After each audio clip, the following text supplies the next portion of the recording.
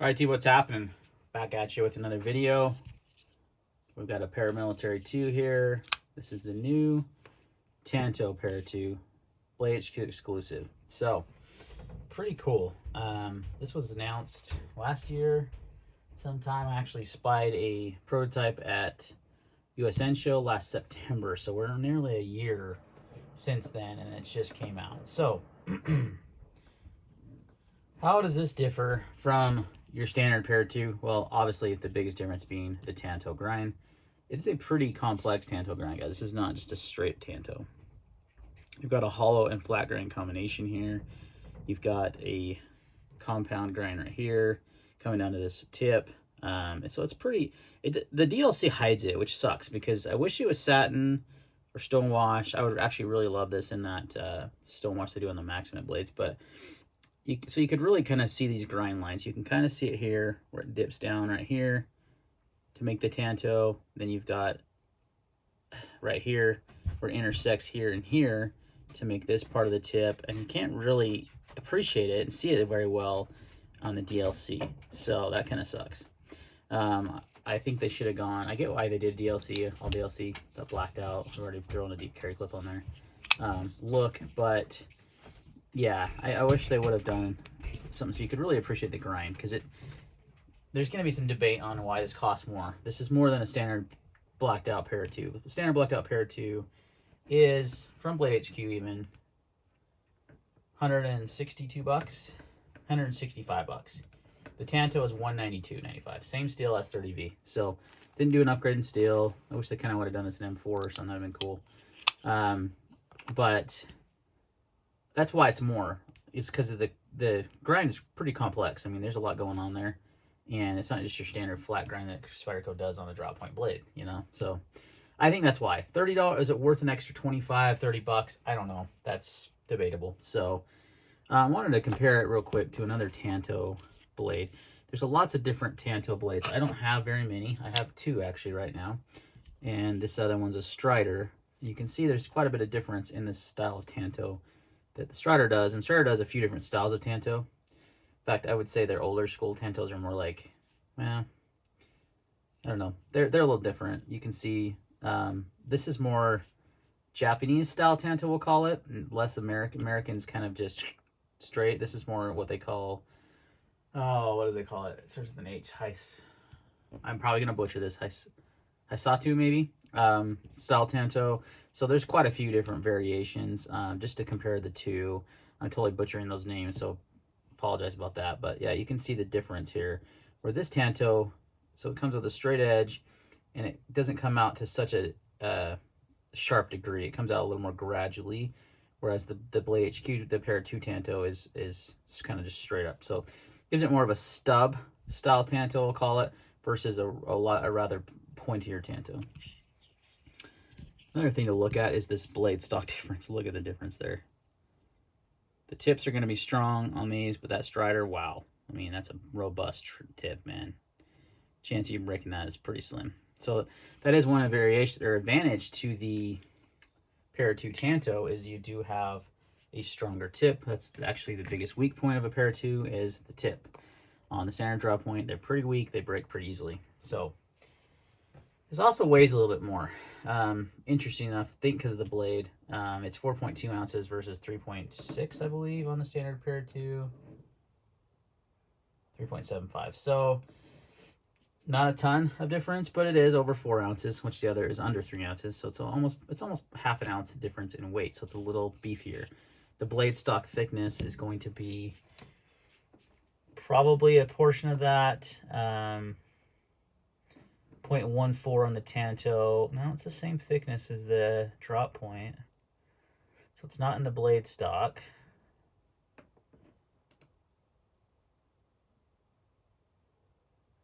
Huh.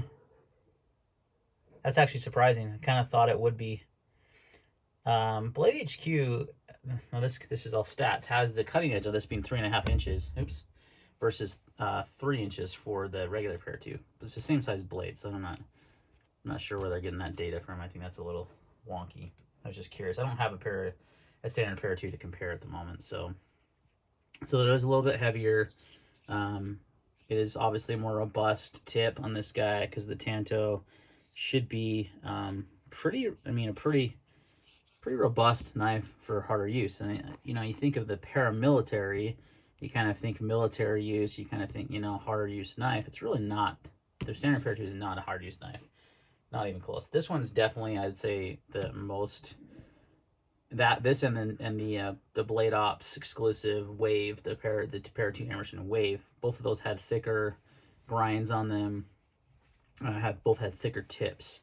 I think I like the Tanto version. Just aesthetically, it looks better. But the saber grind on that Para 2 Emerson was pretty cool, actually. So it's just a different grind there. So one thing that I did notice, though, so your standard Para 2, when you're talking about behind the edge thickness, is about 20 thousandths. That's pretty standard on a Para 2, Para 3, to be around 20 thousandths.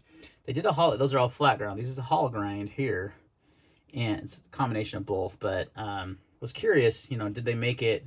Typically, hollow grinds can be a little thinner behind the edge. Case in point, Strider's new SNGs that are hollow ground have a really they're really thin behind the edge. They're like 17 thousandths behind the edge. So I was hoping that Spyderco, because they don't really do hollow grinds often. The Smock, I believe, is hollow ground as well, and that one was actually really thin behind the edge. So I was hoping that this would be, but unfortunately it's not. It's actually quite thick behind the edge. It's thicker than your standard Para 2. So you're looking at 30 thousandths. So it's we can get it down to 28 thousandths. I believe that's the same as the Saber Ground Para 2 Emerson, so, or very similar. Now, Tantos typically aren't as thin behind the edge.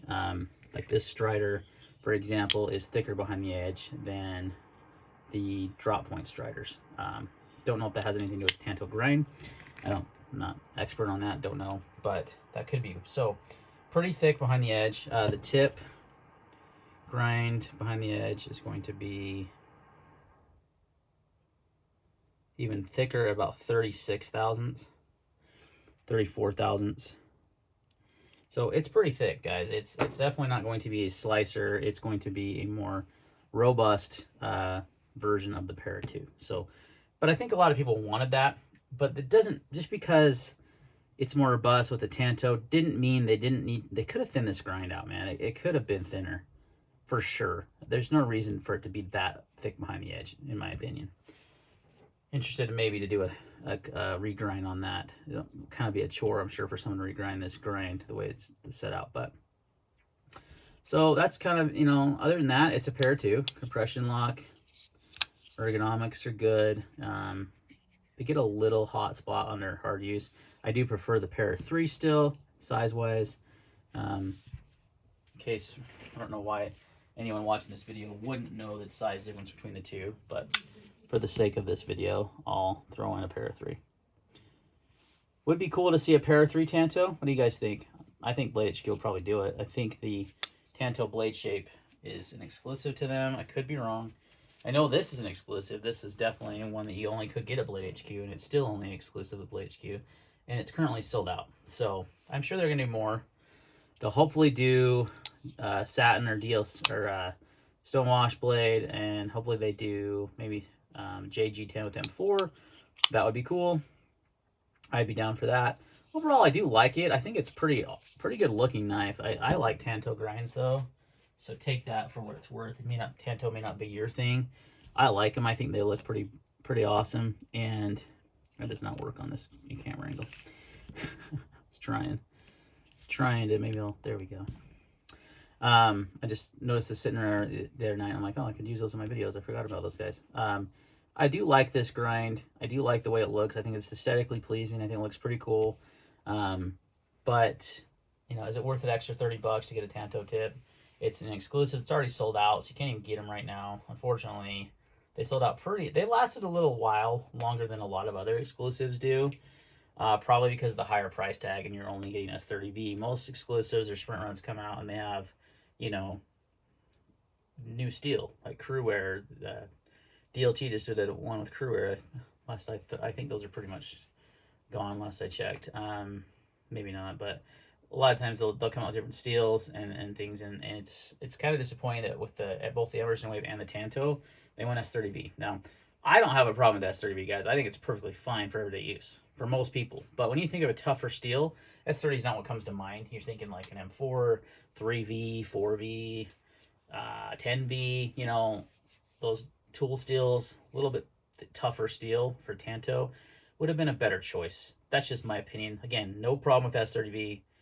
Perfectly fine for everyday carry knife, but I would have liked to have seen a little bit tougher steel used in this one. So, all right, guys, that's going to wrap up my review of the Para 2 Tanto. Let me know your thoughts.